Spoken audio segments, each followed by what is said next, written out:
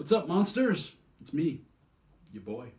Today, I'm going to show you how to take cheap kids' toys, like these, and make them into something awesome, like this.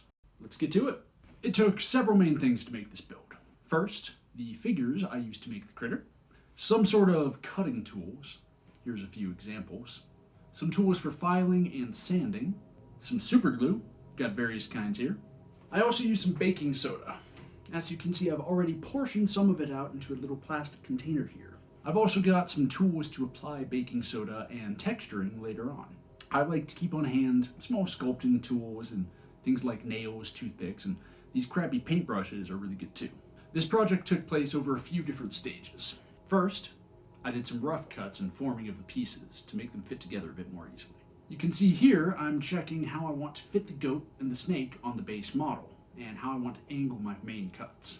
Next, I cut the pieces off and did some rough shaping. Here I'm sizing out the snake for how it's going to fit, and I decided that the snake's existing neck would be way too big on this miniature. So what I decided to do was to chop off part of the snake's tail to use instead, and attach the head directly to that. I can bulk up and maintain the shape I want a little bit more easily than I can shave down the existing parts in this case. A great way to shape soft plastics, like I'm using here, is to heat them up. Here I'm doing so with a mug of hot water, but if you're careful, you can also use something like a blow dryer or a heat gun on a low setting.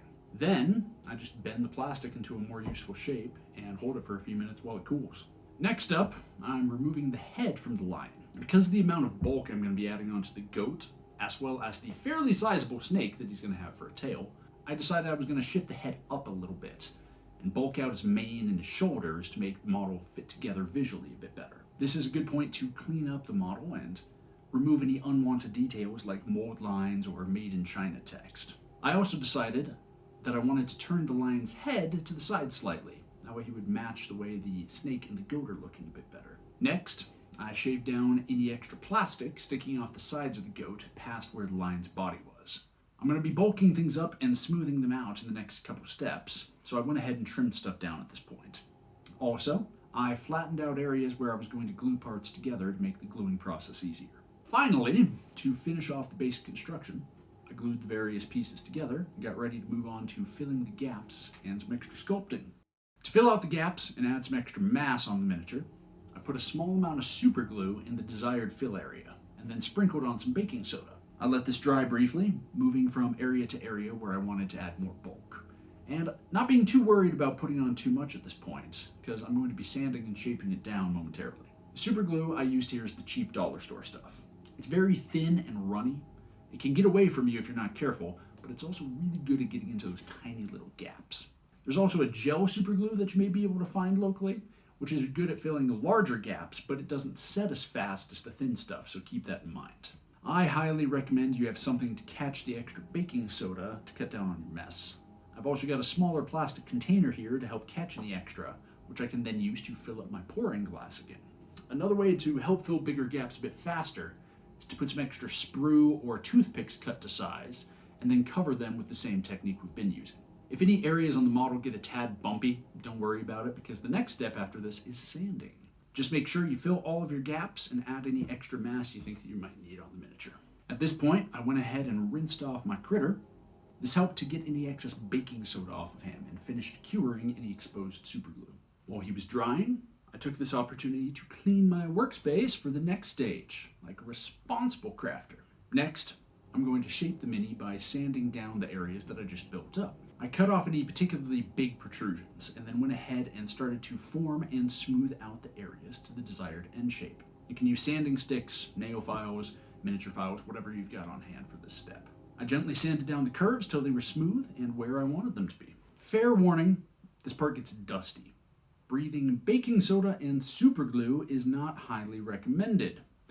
Disposable masks are obviously in short supply at the moment, so I recommend using either the front of your shirt, bandana, something along those lines. I also recommend getting at least some basic eye protection. Even something like reading glasses is going to help keep a lot of stuff out of your face. After filling in all the gaps, bulking out a few areas like the legs, the mane, and the snake's neck, the model still looks pretty messy. Next step to help that is to texture the miniature. Here I'm going to be texturing with Mod Podge, which is basically a PVA glue with a bit of lacquer in it to help seal things. This is going to help strengthen the baking soda spots, and I'm going to be using it to texture the beastie too. In addition to using some basic Mod Podge, I like to use some with a bit of black paint added to it.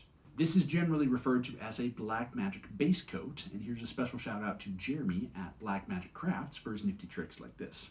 Down in the description, there's going to be a link to video of his describing the base coat. I'm going to be using two primary tools in addition to the Mod Podge for this texturing. A rough scrubby sponge and a crappy paintbrush with really thick plastic bristles. The big honkin' bristly bits are going to help streak the Mod Podge to get us a nice fur texture. Since I want a different fur texture on the goat from the one on the lion, I'm going to be sponging it on with the scrubby sponge. You can see here I'm patting off some of the Mod Podge from my brush and sponge onto the palette.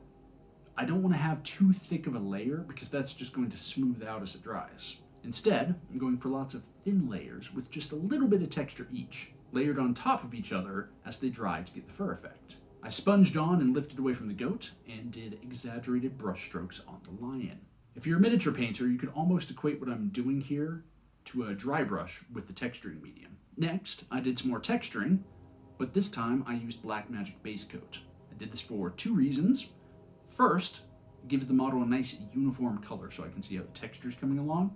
And second, I honestly wasn't sure how well either coat was going to show up on camera, so I decided to do both. After all that, I went back to using regular Mod Podge for the remaining texturing. Since it's white when wet, but it dries clear, it really helped to see the texture I was adding, especially over the black base coat. I haven't come up with any clever ways of doing a scale texture yet, so I decided to do the best I could and hopefully imply the effect I was going for when painting. I ended up applying a similar streak texture to what I did on the lion, but all running in the same direction along the snake.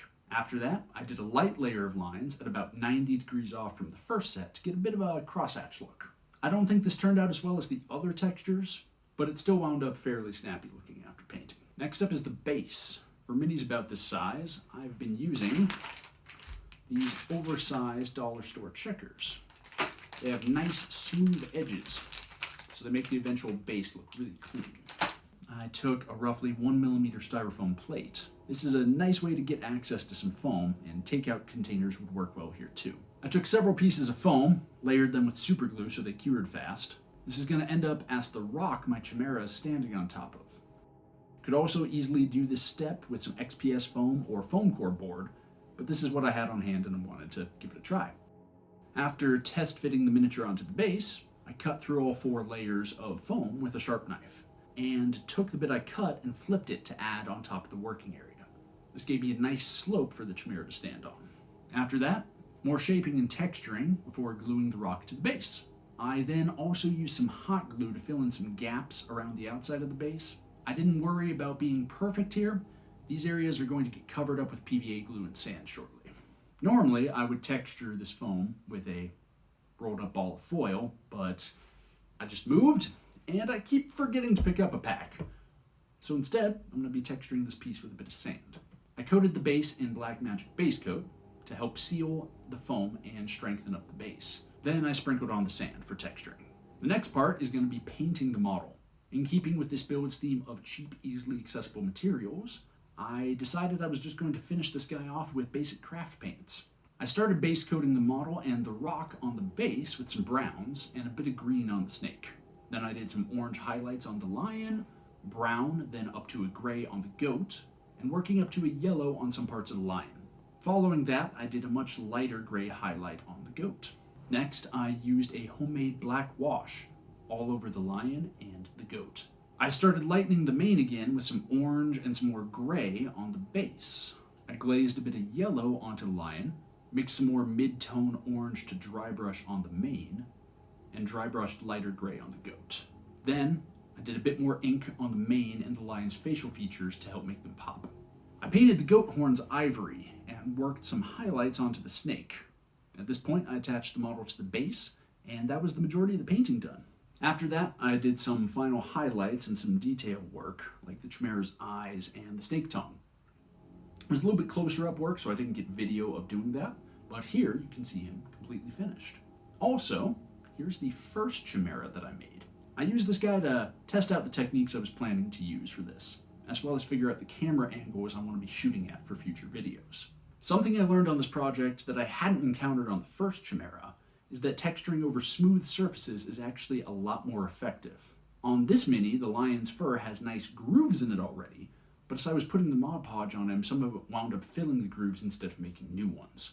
The smoother sides on the goat on the Greek Chimera, as well as the smooth panther body on my last one, got a lot better texturing with a lot less effort. If you're interested in seeing some work in progress shots of this guy too, let me know down in the comments. And that is how to make a monster. I've already got a few more projects in the pipeline, but if there's any critters in particular that you would like to see, I'm always taking suggestions. Thanks for watching, everybody. Look forward to new monsters coming at you next week. Until next time.